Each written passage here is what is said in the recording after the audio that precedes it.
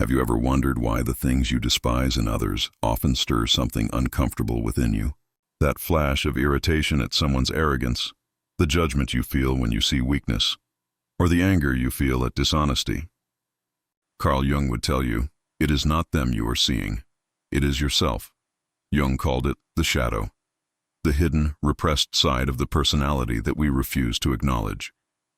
It is not only the darkness we bury, but also the untapped strength, creativity, and passion we lock away. And yet, this concealed part of us silently shapes our decisions, our relationships, and ultimately, the purpose of our lives. Consider the man who constantly ridicules others for being weak. He prides himself on being strong, yet deep down he is terrified of his own vulnerability. Or the woman who lashes out at dishonesty, yet hides her own manipulations under the guise of being nice. We all have these contradictions. They live in the shadow we pretend does not exist. Nietzsche once warned, "Be careful, lest in casting out your demon you exorcise the best thing in you." Jung expanded this. Until we confront our shadow, we are condemned to live as puppets, pulled by unseen strings of fear, shame, and resentment. But what if, rather than running, we turned and faced that hidden stranger in the mirror? Modern life gives us endless ways to avoid it. Scrolling through social media, numbing with alcohol or distractions, joining the herd in outrage. These are not just habits, they are defenses. They keep us from looking inward, from hearing the whisper of the shadow. I am you, and you cannot escape me. The paradox is this: what we avoid the most is often the very thing that holds the key to meaning. Just as the seed must crack open in darkness before it can grow, so too must we descend into our shadow to find clarity. Jung insisted that purpose is not found in chasing ideals of perfection, but in integrating what we fear most about ourselves. The shadow is not your enemy. It is your teacher. It is the unfinished half of your soul, the part of you that holds the blueprint to who you might become. Ignoring it is like trying to live with half your heart. So let me ask you, what part of yourself do you run from every day? Shadows in everyday life. You don't need to look far to see your shadow at work. It appears in the most ordinary moments. The argument with your partner that spirals out of control, the envy you feel when a friend succeeds, the shame that creeps in when you fail.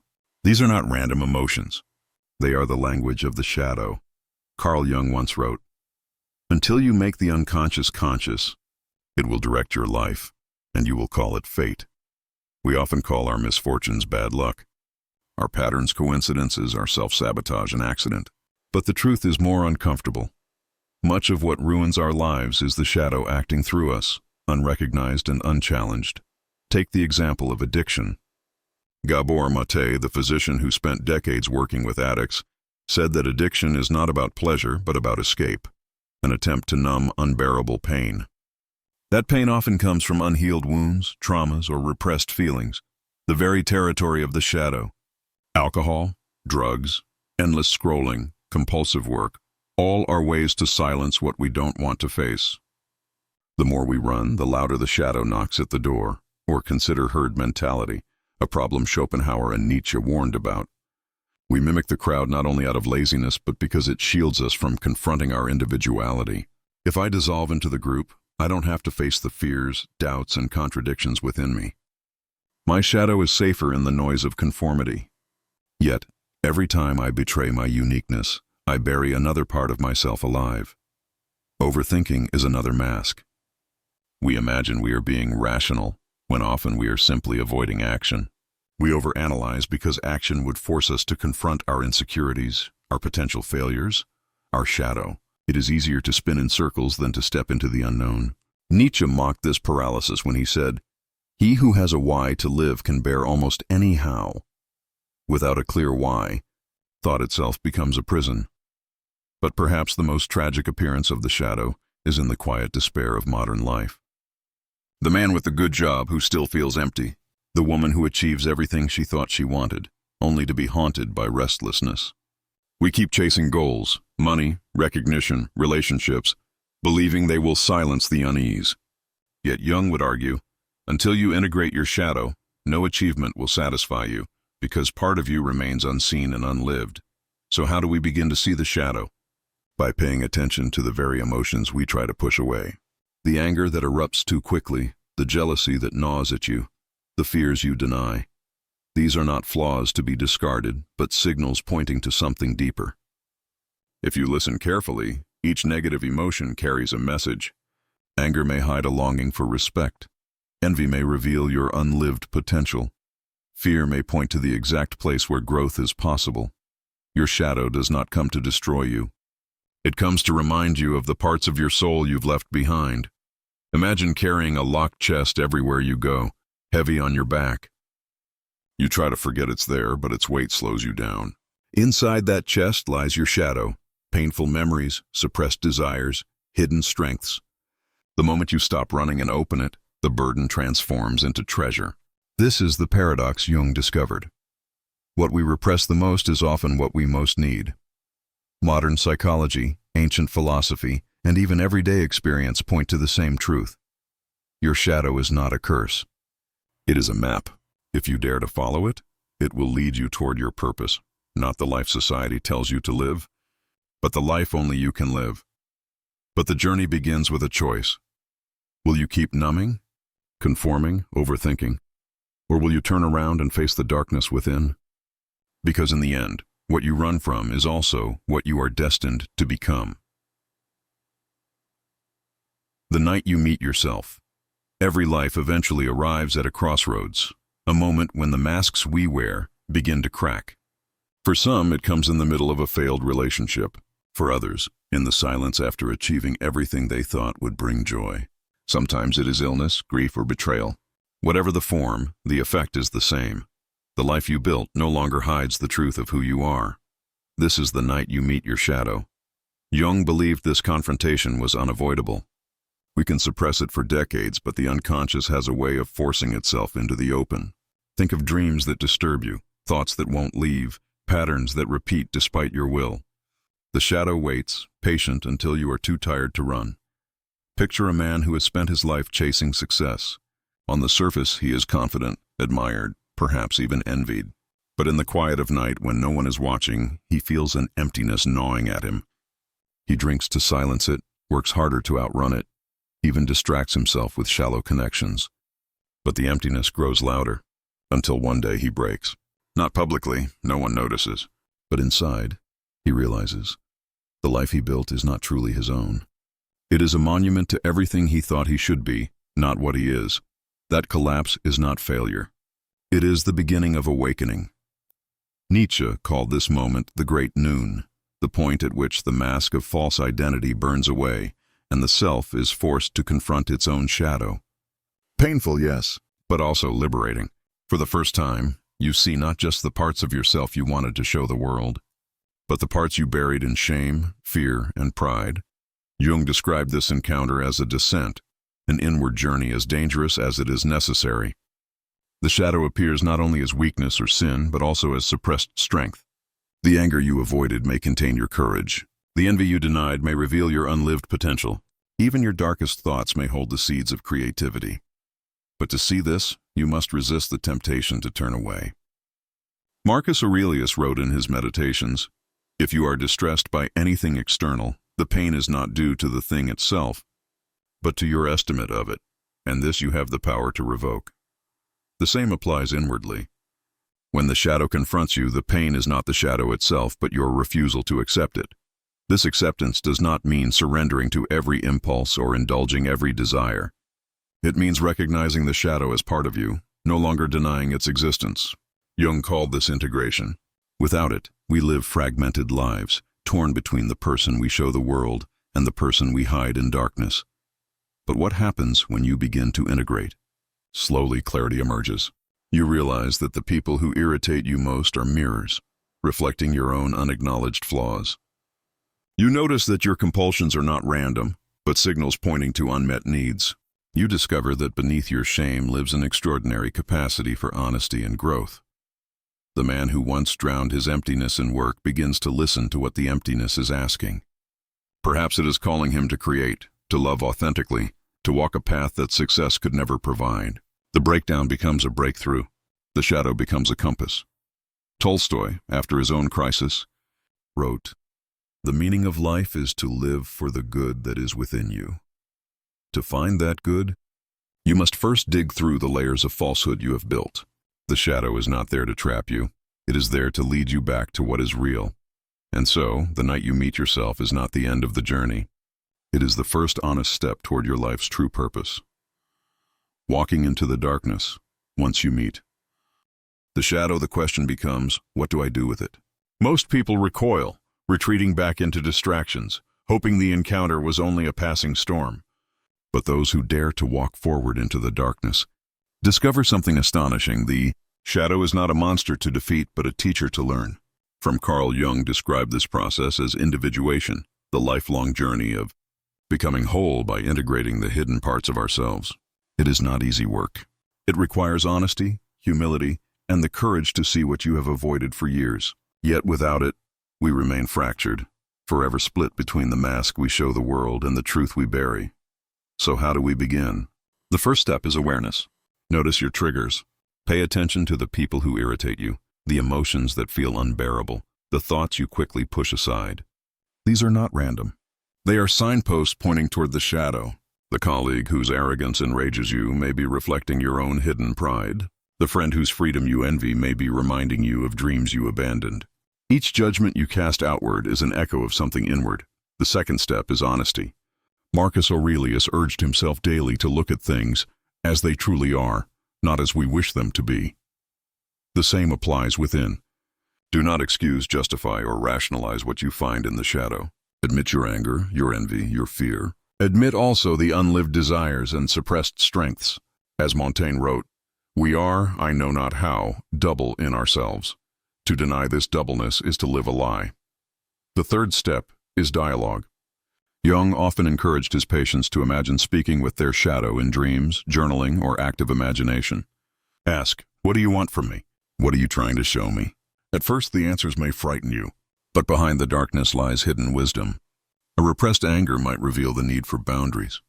A buried fear may point toward the exact place growth is possible. The fourth step is action. Integration is not only intellectual, it must reshape how you live. If you discover that envy hides your abandoned creativity, pick up the brush or pen. If fear has kept you silent, speak. If shame has locked you in isolation, open yourself to connection. Each act of living what was once hidden is an act of wholeness, yet beware of extremes. Integration is not about indulging every dark impulse. Nietzsche warned against confusing liberation with chaos. To integrate the shadow means to hold it consciously, not let it run wild. Anger, when integrated, becomes strength and courage. Desire, when integrated, becomes passion and creativity. Fear, when integrated, becomes humility and wisdom. The shadow transforms not by denial nor by surrender, but by balance. History is full of examples. Tolstoy, consumed by despair and thoughts of suicide, confronted the emptiness in his soul. Out of that darkness emerged his later works and his philosophy of simple, meaningful living. Gabor Maté, immersed in the suffering of addicts, saw not only pathology but also a mirror of his own wounds, and from it he brought compassion to the world. Even Jung himself, through his own breakdown and visions, forged insights that still guide psychology today. Each found purpose not by avoiding their shadow but by facing it. And so, integration is not an abstract ideal. It is lived in the small daily choices to stop running, to look honestly, to act courageously. Imagine your life as a puzzle scattered in pieces. Without the shadow, half the pieces are missing. You may build something that looks complete from afar, but up close it collapses. To live without integration is to live as half a person. To integrate is to pick up the missing pieces and finally see the full picture. This is the work of a lifetime. It is never finished, but every step brings you closer to becoming the person you were meant to be. The whole, authentic self that carries within it the purpose of your existence. There was once a man named Elias who lived as though the world were watching him at every step. He wore the right clothes, said the right words, and built a career that impressed everyone. Outwardly, he seemed successful, respected, admired, even envied. But inside, Elias felt like an imposter in his own life. At night, when silence pressed in, he would feel the weight of something unresolved. He distracted himself with endless work, then numbed himself with drinking. If he sat still too long, old memories rose. The shame of failures he never admitted. the anger at his father he never spoke of, the dreams of becoming an artist he abandoned for stability. These ghosts of the past lived in his shadow, and though he tried to bury them, they whispered in every quiet moment, "This is not who you are." One evening, after another hollow celebration at work, Elias returned home and looked at himself in the mirror. His face was drawn, his eyes tired. For the first time, he did not look away. He saw the man who had betrayed his younger self, the boy who once wanted to paint, the son who still carried anger, the husband who hid behind coldness instead of vulnerability. He saw the shadow in full. The moment shattered him. But in the breaking, something new began. Jung wrote, "One does not become enlightened by imagining figures of light, but by making the darkness conscious." Elias realized that no promotion, no applause, no external success would silence the emptiness unless he faced the darkness within. At first he resisted. He told himself he was too busy, too old, too established to change. But the mirror had shown him a truth he could not unsee. So, trembling, he began the work of integration. He started small. Each time he felt envy, he asked, "What does this reveal about what I desire?" When anger erupted, he looked for the wound beneath it. When shame surfaced, he wrote it down instead of drowning it. Slowly, he began to recognize patterns, the way his arrogance covered insecurity, the way his silence masked fear of rejection, the way his strength was often just avoidance. But integration is not only about darkness. In his shadow, Elias also discovered light. Beneath his envy lived a passion for painting, long neglected. He bought a canvas, brushes, and colors, and in the quiet hours of night, he painted, not for money or recognition, but for himself. Each stroke of the brush felt like reclaiming a piece of his soul. In time, the man who once lived for others began to live for truth. His marriage softened as he allowed himself to be vulnerable. His work changed, not driven by hollow ambition, but by genuine purpose. He no longer needed to pretend to be complete because he had accepted his incompleteness. And paradoxically, that honesty made him whole. The story of Elias is not unique. It is the story of countless lives. We build masks to be accepted, but the masks eventually suffocate us. The shadow, though terrifying, is the only key to authenticity. Nietzsche captured this when he wrote, "One must still have chaos in oneself to give birth to a dancing star. Without chaos, without shadow, there is no star, no creation, no true life." Elias did not erase his shadow. He learned to walk with it. He realized that purpose is not discovered in escaping who we are, but in embracing all of it, the noble and the shameful, the light and the dark. His life became less about performance and more about presence. And perhaps that is the deepest lesson. You cannot live a meaningful life while rejecting half of yourself. To embrace the shadow is to embrace the totality of your being, and in that totality lies the secret of purpose. Every human life is a dialogue between light and shadow. We are taught to celebrate the light, our achievements, virtues, and strengths, while hiding the shadow, as though it were shameful. But Carl Jung insisted that the journey of meaning is not found in one half of the self. It is found in the union of opposites, the acceptance of the whole. The privilege of a lifetime is to become who you truly are, Jung wrote. Yet how can we become ourselves if we deny the very parts that shape us? To bury the shadow is to live as a fragment. To embrace it is to walk toward wholeness. Think of history's great minds. Tolstoy confronted despair so deep he wished for death. Yet from that shadow emerged a philosophy of simplicity and moral clarity that inspired millions. Nietzsche wrestled with madness, yet his struggle gave birth to some of the most life-affirming words ever written. Marcus Aurelius carried the weight of an empire, plagued by doubt and weariness, yet his reflections in darkness became a manual for resilience across centuries. Their greatness did not come in spite of their shadow, it came because of it, and so it is with us. The shadow is not an obstacle to your purpose, it is the path to it. What does this mean for your own life? It means that the restlessness you feel, the envy you deny, the shame you bury, the fear you silence, all of these are not signs of weakness, but invitations. Each uncomfortable emotion is the shadow knocking, asking to be seen. The question is not whether you have a shadow. The question is whether you will face it. Modern culture tells us to stay positive, to chase happiness as if it were a destination. But positivity without depth becomes emptiness. Happiness without shadow becomes fragile. The storms of life will always come: betrayal, failure, grief, loss. If you have denied your shadow, the storm will break you. But if you have faced it, the storm will reveal your strength. Integration does not happen in a day. It is the lifelong work of noticing, admitting, and choosing. It requires the courage to look honestly at yourself, the humility to accept imperfection, and the persistence to keep walking into the unknown. Yet each step brings you closer to authenticity. Each step brings you closer to living, not as the person society expects, but as the person you were born to be. Purpose is not a goal waiting at the end of your achievements. It is a process, emerging every time you live in truth with yourself. And the truth is this: you are both light and shadow. Reject either, and you live incomplete. Embrace both, and you discover a wholeness that cannot be taken away.